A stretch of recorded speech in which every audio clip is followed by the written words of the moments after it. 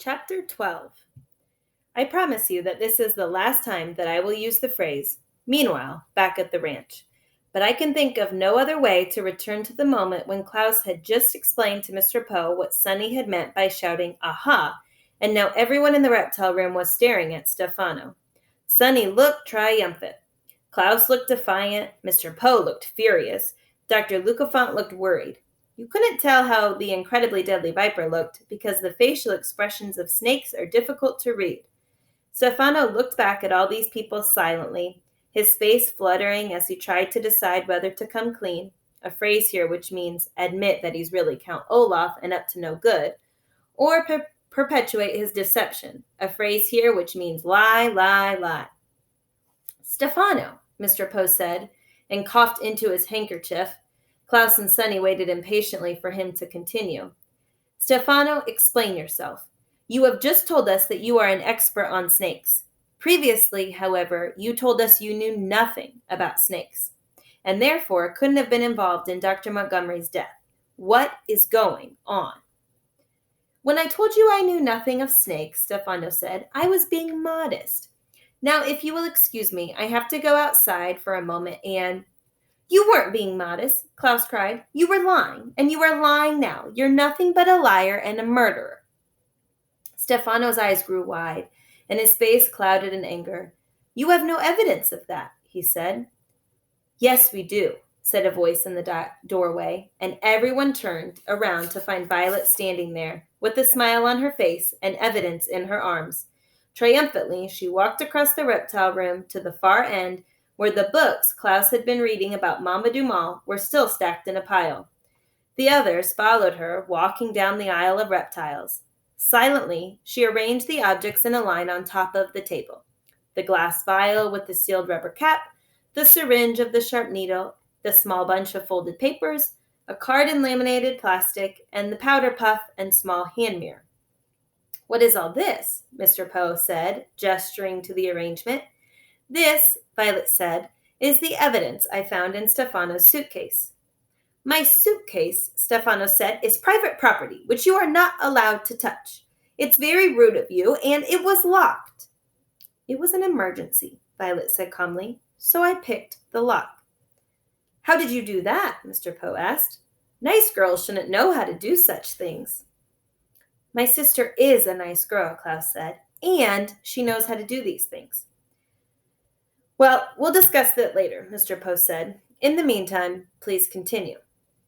"Well, when Uncle Monty died," Violet began, "my siblings and I were very sad, but we were also very suspicious." "We weren't suspicious," Klaus exclaimed. "If someone is suspicious, it means they're not sure. We were positive Stefano was Count Olaf, and that Stefano killed him." "Nonsense," Dr. Lucafont said. "As I explained to all of you, Montgomery's death was an accident. The Mamba Dumal escaped from his cage and bit him, and that's all there is to it." "I beg your pardon," Violet said, "but that is not all there is to it." Klaus read up on the Mamba Dumal and found out how it kills its victims. Klaus walked over to the stack of books and opened the one on top.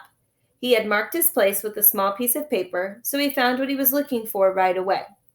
"The Mamba Dumal," he read out, "is one of the deadliest snakes in the hemisphere, noticed for its strangulatory grip used in conjunction with its deadly venom, giving all of its victims a tenebrous hue, which means it's ghastly to behold."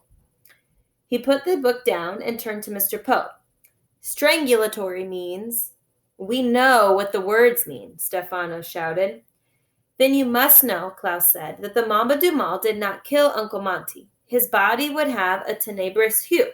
It was as pale as could be." "That's true," Mr. Poe said, "but it doesn't necessarily indicate that Dr. Montgomery was murdered." "Yes," Dr. Lucafont said, "perhaps just this once the snake didn't feel like bruising its victims." "It is more likely," Violet said, "that Uncle Monty was killed with these items." She held up the glass vial with the sealed rubber cap. "This vial is labeled Venom Dumal, and it's obviously from Uncle Monty's cabinet of venom samples." She then held up the syringe with the sharp needle. Stefano, Olaf, took this syringe and injected the venom into Uncle Monty. Then he poked an extra hole so it would look like the snake had bitten him. But I loved Dr. Montgomery, Stefano said. I would have had nothing to gain from his death. Sometimes, when someone tells a ridiculous lie, it is best to ignore it entirely. When I turn 18, as we all know, Violet continued, ignoring Stefano entirely, I inherit the Baudelaire fortune, and Stefano intended to get that fortune for himself.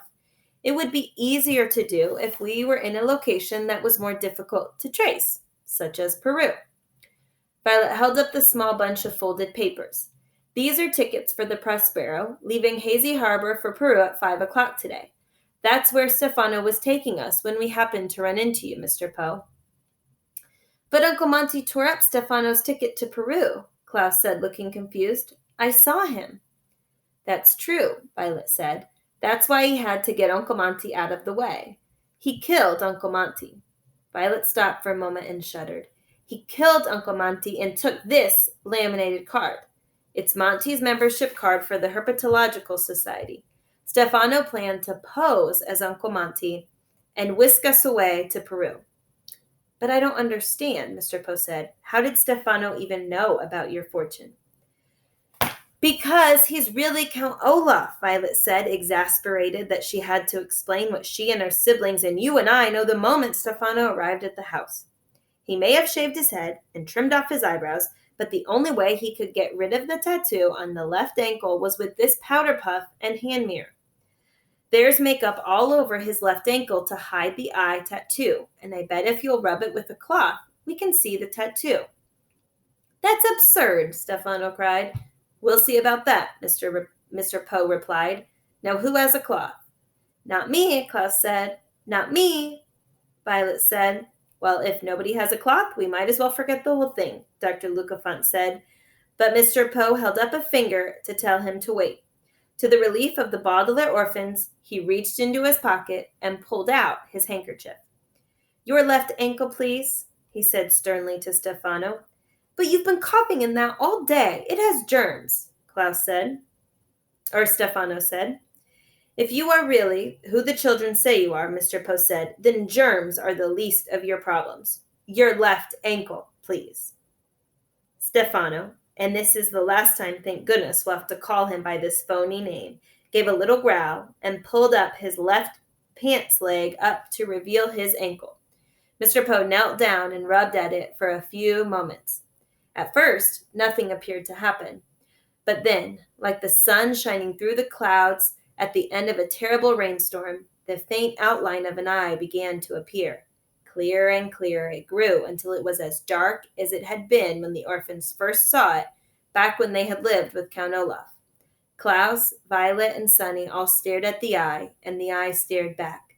For the very first time in their lives, the Baudelaire orphans were happy to see the eye tattoo.